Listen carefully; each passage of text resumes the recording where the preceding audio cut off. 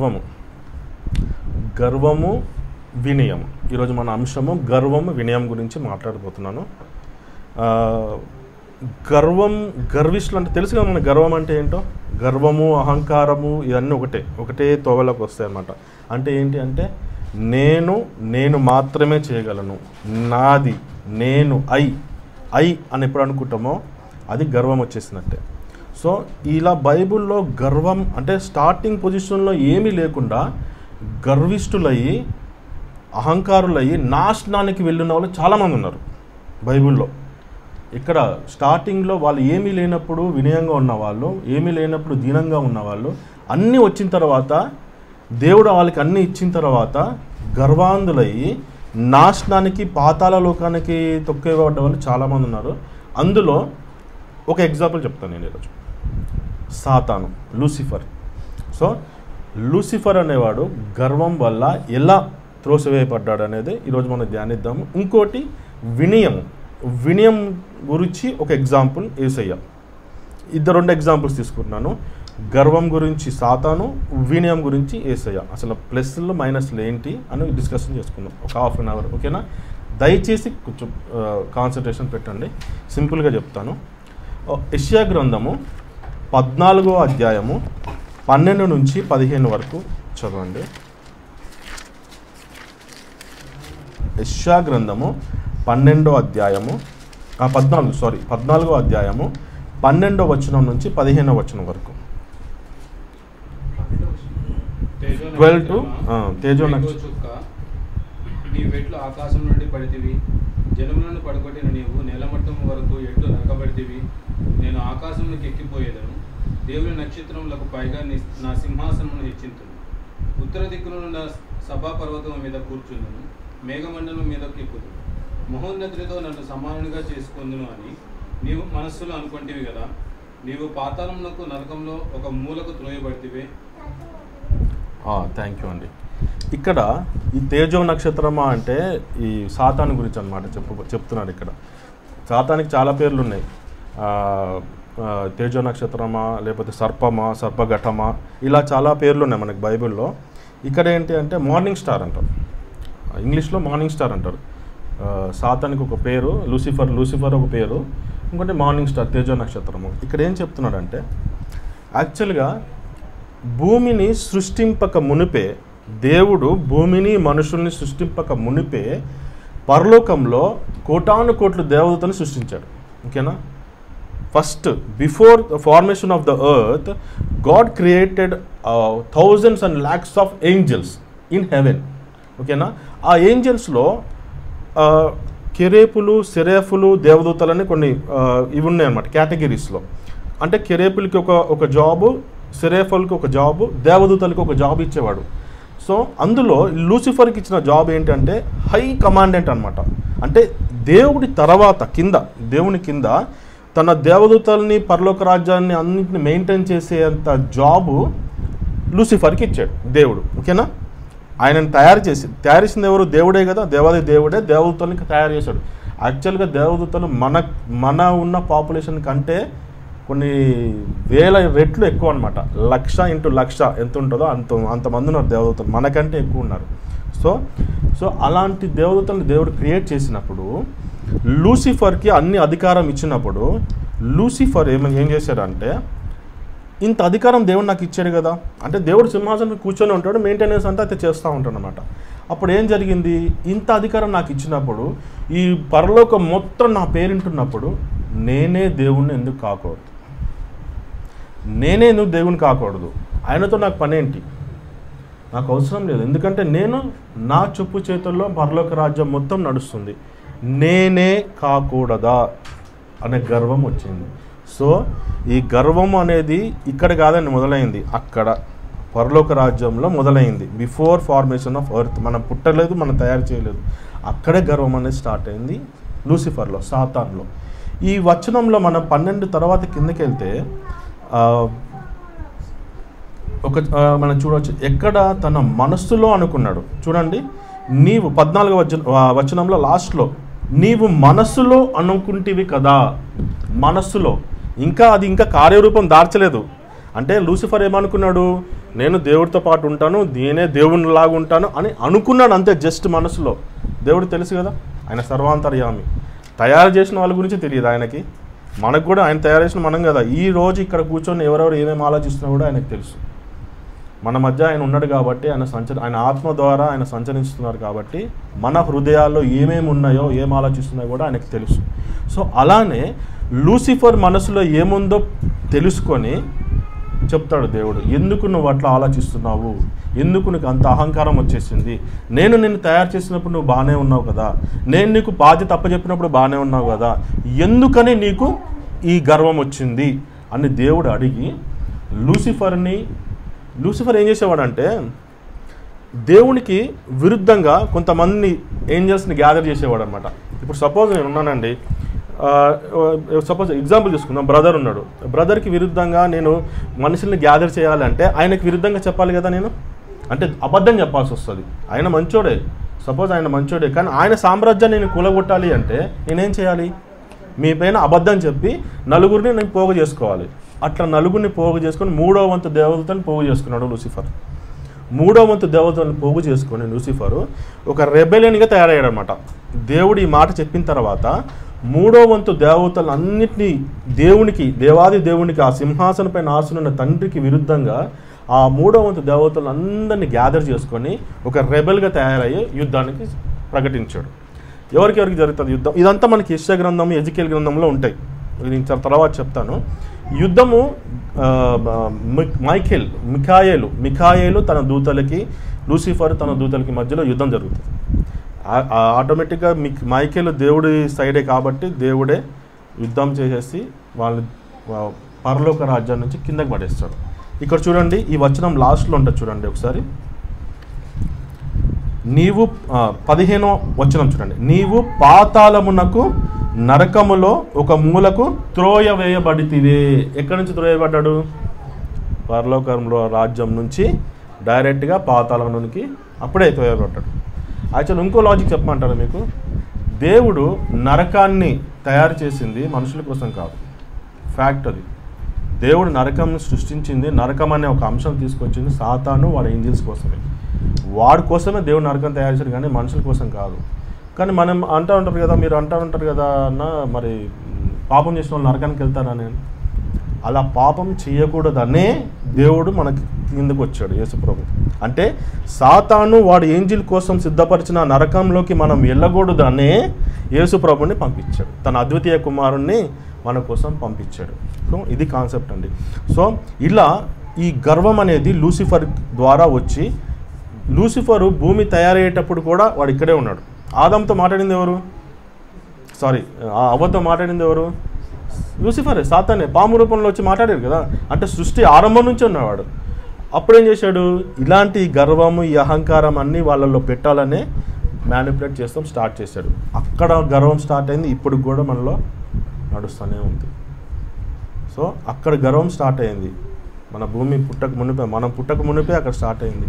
అది ఇక్కడి వరకు కూడా ఇప్పుడు కూడా మన మధ్యలో చేస్తూ ఉన్నాడు. కానీ ఇంకో గుడ్ న్యూస్ ఏంటంటే, ఆ గర్వంని, ఆ అహంకారాన్ని దేవుడు ఎప్పుడో సిలువ వేసేసాడు. అది గుడ్ న్యూస్ తెలుసా. ఆయన ఆ సాతాను ద్వారా వచ్చిన ఈ భూమి పైనకి వచ్చిన శాపం ఉందో చూసారా, ఆ శాపము, గర్వము, అహంకారము, ద్వేషము, కలహము, మత్సరము, క్రోధము, ఇవన్నీ ఎక్కడి నుంచి వచ్చినాయి అనుకుంటున్నారు? దేవుడు మనిషిని పర్ఫెక్ట్గా తయారు చేశాడు. ఇది మంచిది, ఇట్ ఈస్ పర్ఫెక్ట్ తయారు చేసినప్పుడు మన ఇవన్నీ ఎక్కడి నుంచి వచ్చినాయి? సాతాన్ దగ్గర నుంచి వచ్చినాయి.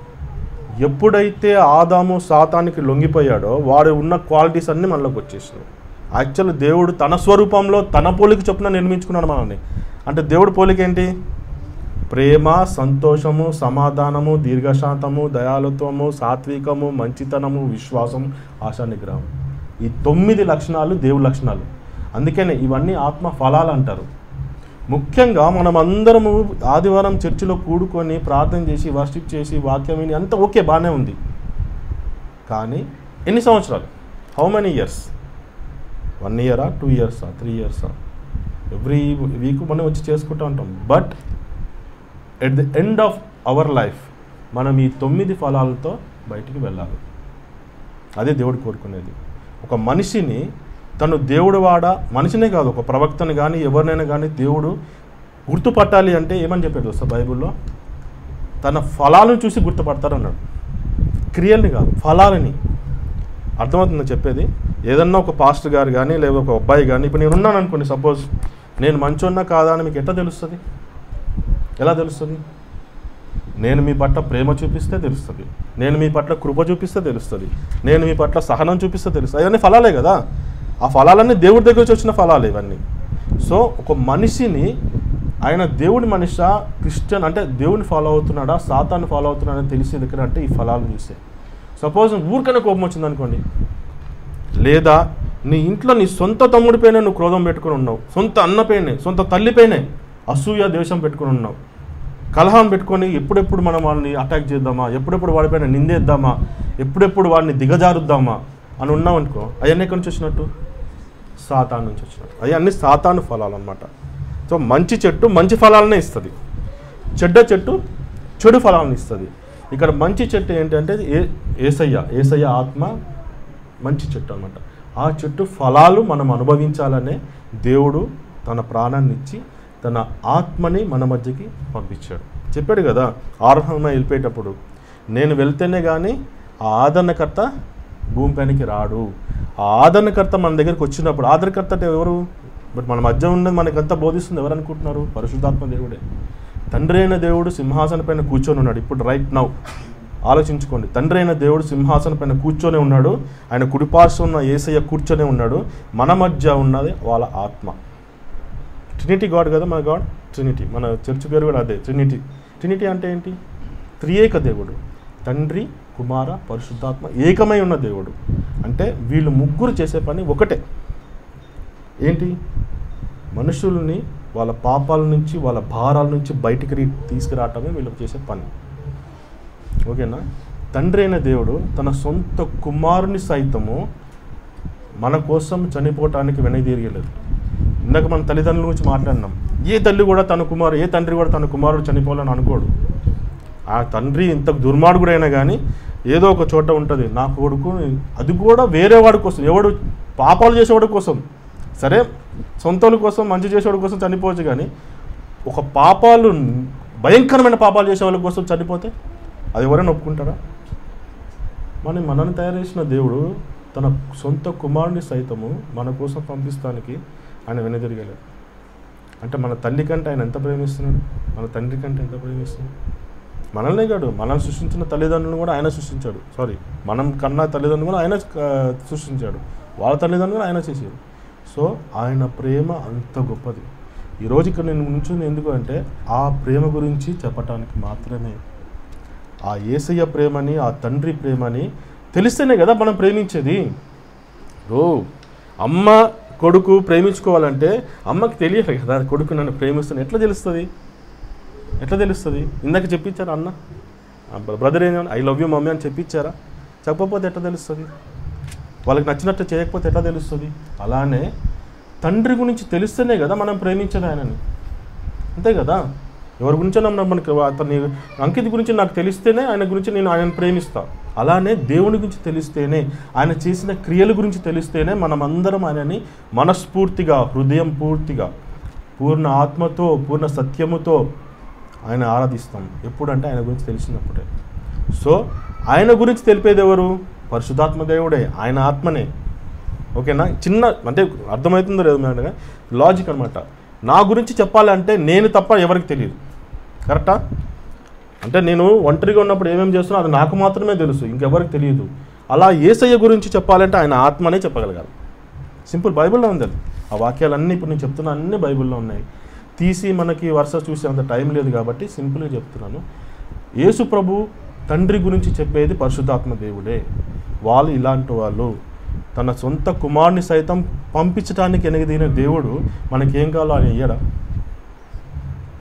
మనకేం కావాలో ఇవ్వడా? సరే ఇప్పుడు చాలా బాధలతోటి వేదంతో వచ్చి ఉంటారు కదా, అది తెలుసు.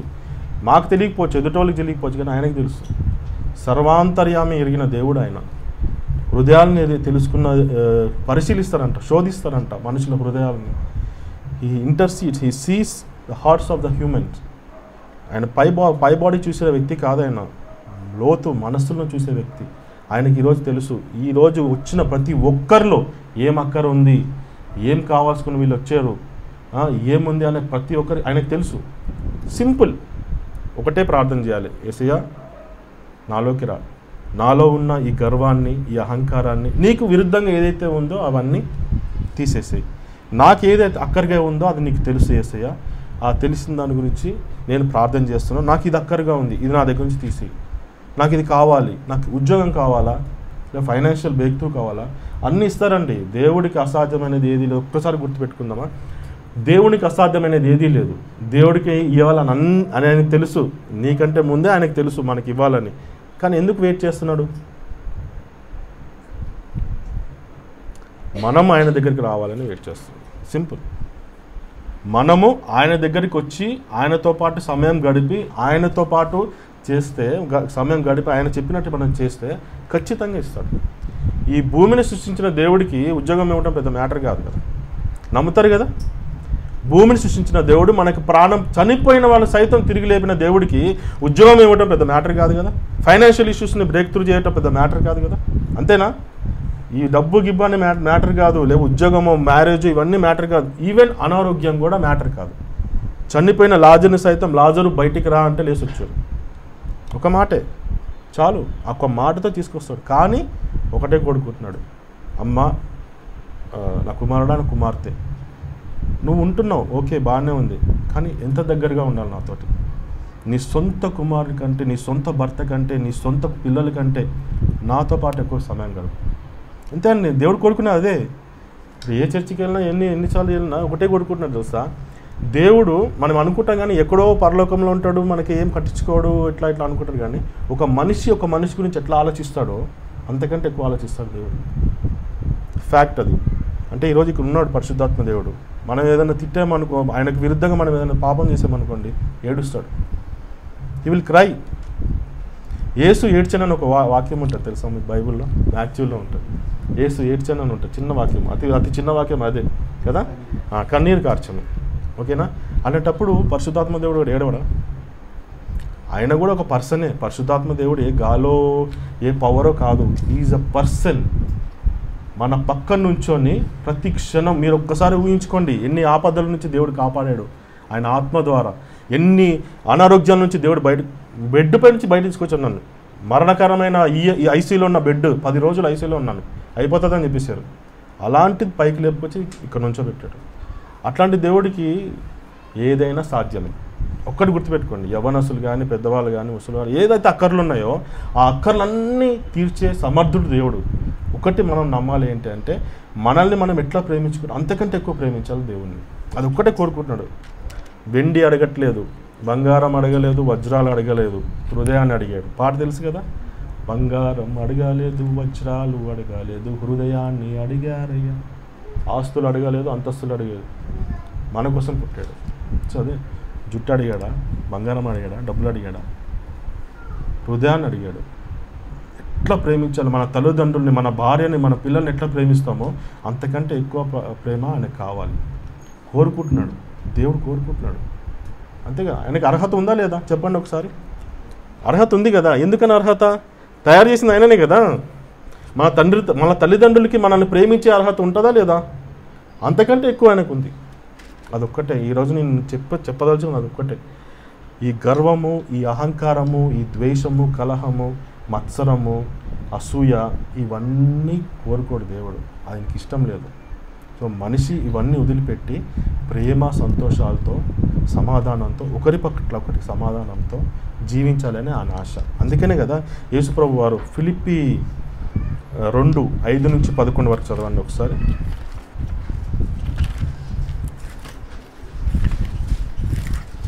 ఫిలిప్పీ 2వ అధ్యాయము 5వ వచనం నుంచి 11వ వచనం వరకు ఒకసారి. క్రీస్తు యేసునకు కలిగిన ఈ మనస్సు మీరును కలిగి ఉండు. ఆయన దేవుని స్వరూపము కలిగి వాడే ఉండి దేవునితో సమానంగా ఉండుట విడిచిపెట్టకూడని భాగ్యమని ఎంచుకొనలేదు, కానీ మనుషుల పోలికగా పుట్టి దాసుని స్వరూపమును ధరించుకొని తన్ను తానే రిక్తునిగా చేసుకొని, మరియు ఆయన ఆకారం ముందు మనుషుడిగా కనబడి మరణము పొందినంతగా, అనగా శిలువ మరణము పొందినంతగా విధేయత చూపిన వాడై తన్ను తాను తగ్గించుకొని, అందుచేతను పరలోకమందున్న వారిలో కానీ భూమి మీద ఉన్న వారిలో గాని భూమి క్రింద ఉన్న వారిలో గాని ప్రతివాని మోకాలును యేసు నామమున వంగునట్లును ప్రతివాని నాలుకయు తండ్రి అయిన దేవుని మహిమార్థమై యేసుక్రీస్తు ప్రభు అని ఒప్పుకొనున్నట్లును దేవుడు ఆయనను అధికముగా హెచ్చించి ప్రతి నామమునకు పైనామమును ఆయన అనుగ్రహించును. ఆమేన్. చూసారు కదా క్లియర్గా, యేసయ్య తన తండ్రి దేవుడు సింహాసనం కూర్చున్నాడు అంటే తన రాజభోగాలు అనుభవిస్తున్నాడు పైన. ఆయనకేం అవసరం రావటానికి? ఆయన చిటికేస్తే భూమి నాశనం అయిపోతుంది తెలుసా మీకు? నోటితోటి భూమి తయారు చేసిన దేవుడు అదే నోటితోటి నాశనం చేయలేడా? చెయ్యొచ్చు. కానీ ఎంతగా ప్రేమించాడంటే జనాలని, మనల్ని దేవుడు ఎంతగా ప్రేమించాడంటే అతనితో తండ్రితో పాటు ఉన్న భాగ్యము, అది నాకు భాగ్యాన్ని ఎంచక తనను తాను తగ్గించుకొని ఎంతవరకు అంటే నేల మట్టుకు తగ్గించుకున్నాడు. అంటే ఏంటి? ఒక సృష్టికర్త ఒక సృష్టి రూపం వేసుకొని వచ్చాడు. సింపుల్, అర్థమైందా? ఒక సృష్టికర్త తన తయారు చేసిన ఒక మనిషి రూపాన్ని వేసుకొని కిందకు వచ్చాడు. బికాజ్ ఆ రూపంలోనే రక్షించాలి అని, అంటే మనిషిని రక్షించాలి అంటే పాప ప్రక్షాళన జరగాలి అంటే పరిశుద్ధ రక్తం చిందించుకోవాలి. పరిశుద్ధుడు ఎవ్వడూ లేడు పరిశుద్ధుడు. మనం బై బర్త్ పాపం చేసిన వాళ్ళని. సో ఇంకెవరు ఇస్తాడు? ఆ పరిశుద్ధ రక్తం ఎవరి ద్వారా రావాలి? యేసయ్య ద్వారానే రావాలి, దేవుడి ద్వారానే రావాలి. దేవుడే కదా పరిశుద్ధుడు. అందుకనే దేవాది దేవుడే తనను తాను తగ్గించుకొని భూమిపైన పుట్టి మనుషుగా ఆ వాక్యమే శరీరధారి అయి మన మధ్య సంచరించును. ఆది అందు వాక్యము ఉండెను, వాక్యము దేవుని యొద్ద ఉండెను, వాక్యము దేవుడై ఉండెను, ఆ వాక్యమే శరీరధారి అయి మన మధ్య సంచరించను. ఆయననే క్లియర్ కట్గా మత్తయి సువార్త, మార్కు సువార్త, లూకా సువార్త, యోహాను సువార్త చదవండి. యేసు ప్రభు వారు క్లియర్ కట్గా ఏమేమి చేశారో క్లియర్ కట్గా ఉంటుంది. అన్నగారు చెప్తున్నారు కదా బ్రదర్ యోహాను, జాగ్రత్తగా వినండి ఆయన చెప్పేదంతా. అవన్నీ యేసు ప్రభు వారు ఈ భూమిపైన నడిచినప్పుడు పలికిన మాటలు అవన్నీ. ఒక్కటి గుర్తుపెట్టుకోండి, యేసయ్య ఎక్కడైతే మాటలు మాట్లాడుతున్నాడో అది డైరెక్ట్గా తండ్రి దగ్గర నుంచి వస్తున్నాయని గమనించండి. మనం అనుకుంటాం కదా దేవుడు నాతో మాట్లాడాలని, అయ్యే మాటలు. దేవుడితో మనతో ఎట్లా మాట్లాడతాడు? బైబిల్ ద్వారానే మాట్లాడతాడు. యేసయ్య చెప్పిన పలికిన మాటలు అన్నీ దేవుడి దగ్గర నుంచి వచ్చిన మాటలే. అవన్నీ జాగ్రత్తగా మనం విని దాని ప్రకారం గైకొని నడుచుకోవాలి. విశ్వాసము ఉండాలి, క్రియ ఉండాలి. క్రియ లేని విశ్వాసము మృతము, విశ్వాసము లేని క్రియ సింపుల్. నాకు దేవుడు అంటే ప్రేమ ఉందండి, ఓకే చర్చికి వెళ్తాను అంటే బాగానే ఉంది. ఎట్లా నిరూపిస్తున్నావు ప్రేమ ఉందని? ఎట్లా నిరూపిస్తాం మనం దేవుడి పట్ల ప్రేమ ఉందని? నా దేవుడు యేసయ్య నేను ఎట్లా నేర్పిస్తాను అంటే నా తోటి వాడితోటి నాలాగా నేను ఎలా ప్రేమించుకుంటానో నా తోటి వాడిని అట్లా ప్రేమిస్తాను. అంతే సింపుల్. నిన్ను వలే, అంతే సింపుల్. ఇవన్నీ ఒక్కసారి ఆలోచించారా? లాస్ట్ ఇంకా నేను ముగించేస్తాను. ఇవన్నీ ఒక్కసారి ఆలోచించారా? దేవుడు ఎందుకు అంత స్ట్రెస్ చేశారు? నిన్ను వాళ్ళని పొరువాన్ని ప్రేమించు, నీ పక్కన వాళ్ళని ప్రేమించు, క్షమించు, నరహత్య చేయొద్దు, దొంగతనం చేయొద్దు. ఎందుకన్నారు తెలుసా? సింపుల్ లాజిక్ అండి. ఎందుకన్నారు అంటే ఈ లోకము శాశ్వతం కాదు, ఎకోనొక రోజు దేవుడు దీన్ని నాశనం చేయబోతున్నాడు. మనమంతా పరలోక రాజ్యంలో చేరాలి. సో అడుగు పెట్టాలి అంటే ఈ లక్షణాలు ఉండాలి. అంటే సింపుల్గా ఎందుకు చెప్పాడు అంటే మన కుటుంబం మాత్రమే కాదు. ఇప్పుడు నేను ఉన్నానండి ఇక్కడ అంతా, మా ఫాదర్ మదర్ ఇక్కడ ఉన్నారా? ఇప్పుడు ఈ టైంలో నా చెల్లి కానీ మా భార్య కానీ ఉన్నారా? మరి మీ అందరూ ఏంటి? నా సహోదరులే కదా. అంటే ఇది దేవుడి కుటుంబం అన్నమాట. అంటే దేవాది దేవుడు, ఒక సంఘం అంటే ఏంటి? దేవాది దేవుడు రక్త సంబంధం కాని కుటుంబాన్ని దేవుడు ఏర్పరచుకున్నాడు. సింపుల్. అంటే మన రక్త సంబంధాలు మనం ఎలా ప్రేమిస్తామో నేను అలానే అంకిత్ని ప్రేమించాలి, అలానే నా తమ్ముడు అనుకోవాలి, అన్నని ప్రేమించాలి, ఆ అంకుల్ని ప్రేమించాలి, నా తండ్రి ఎట్లా అత్త తండ్రిలాగా చూడాలి. ఎందుకంటే మనం అందరం అక్కడికి వెళ్ళాలి కదా. సార్వత్రిక సంఘం పరలోక రాజ్యంలో మనతో పాటే మనం ఉండాలి కాబట్టి ఇది ట్రైనింగ్ అనమాట. This is the training period. అర్థం చేసుకొని కొంచెం ఇది ట్రైనింగ్ పీరియడ్లో ఉన్నాం.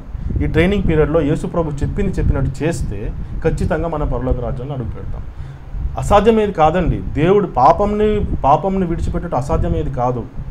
కష్టము కాకపోతే కష్టము కానీ అసాధ్యం కాదు. దేవుడు అసాధ్యాన్ని సుసాధ్యం చేసి మనకి హెల్ప్గా పరిశుద్ధాత్మ దేవుని ఇచ్చిపోయాడు. ఎందుకు ఇచ్చారనుకుంటున్నారు? హెల్ప్గా. మన సొంతగా మనం చేయలేం కాబట్టి, ఈ పాపం నుంచి నేను బయటికి రాలేను అనుకున్న వాడికి దేవుడు పరిశుద్ధాత్మ దేవుని ఇచ్చి, ఎస్ నా ఆత్మ నీ దగ్గర ఉంది, రాలేకపోతున్నావా బాధ నుంచి ప్రార్థన చేయి, నా ఆత్మ నీకు తోడుగా ఉంటాడు, నీ ఆ బాధల నుంచి బయటికి తీసుకొస్తాడు. సింపుల్. పరిశుద్ధాత్మ దేవుడిని మనకి తోడుగా ఇచ్చింది. ఎందుకంటే ఈ లోకంలో పడుతున్న బాధ వేదన నుంచి బయటికి తీసుకురావడానికి దేవుడు పరిశుద్ధాత్మ దేవుడిని మనకి ఇచ్చాడు. ఓకేనా? మనము గర్వంని విడిచిపెట్టి వినయ మనస్కులై, అంటే మనల్ని మనం దేవుడు యేసుప్రభు ఎలాగైతే తనను తాను తగ్గించుకున్నాడో అలానే మనల్ని మనం తగ్గించుకొని ఎదుటి వాళ్ళతోటి కూడా, అంటే మన సాటి మనుషులతో తగ్గించుకోవాలి, దేవుడి దగ్గర తగ్గించుకో. 2 పాయింట్స్. మన సాటి మనుషుల దగ్గర తగ్గించుకోవాలి. ఇప్పుడు నేనున్నాను, కోట్లు ఆస్తుంది, అన్నీ ఉన్నాయి నా దగ్గర, ఓ సూపర్ పవర్ ఉంది, అది ఉంది. అంకిత్ ఉన్నాడు, ఏమి లేదు. అంకిత్ ఏంది అంకిత్? అలా అన్యులు అంటే దేవుని ప్రేమ గురించి తెలియని చేస్తాడు. నేనేం చేస్తాను వస్తా, అంకిత్తో చాలాసార్లు అన్నా, అంకిత్ దేవుడు నిన్ను ఎలా తయారు చేసాడు, అన్ను అలా తయారు చేశాడు. వ్యత్యాసం ఓన్లీ ఇహలోకంలోనే ఉంది, పరలోకంలో ఉండదు. గుర్తుపెట్టుకోండి, వ్యత్యాసము ఇహలోకంలోనే ఉంటుంది, పరలోక రాజ్యంలో అందరూ ఒకటే. ఓకేనా? అందరూ ఒకటే. పరలోకంలో ఆస్తిపరుడని కాదు, అంతస్తులు కాదు, లేకపోతే తెల్లవాడు కాదు, నల్లవాడు కాదు, ఆ జాతి కులం ఏముండవు. మనిషా కాదా, simple. So Ankit my brother, అన్న మా బ్రదరు, అమ్మగారు మా అమ్మ అని ఎప్పుడైతే మనం అనుకొని అందరం కలిసికట్టుగా ఏక ఆత్మతో మనం దేవుణ్ణి ఆరాధిస్తామో అప్పుడు పరలోక రాజ్యం ఆనందిస్తుంది. ఓకేనా? సో ఇచ్చిన సమయానికి దేవునికి కృతజ్ఞతలు, అన్నకి కృతజ్ఞతలు. చిన్న వాక్యం దేవుడు దీవించును గాక. ఆమేన్.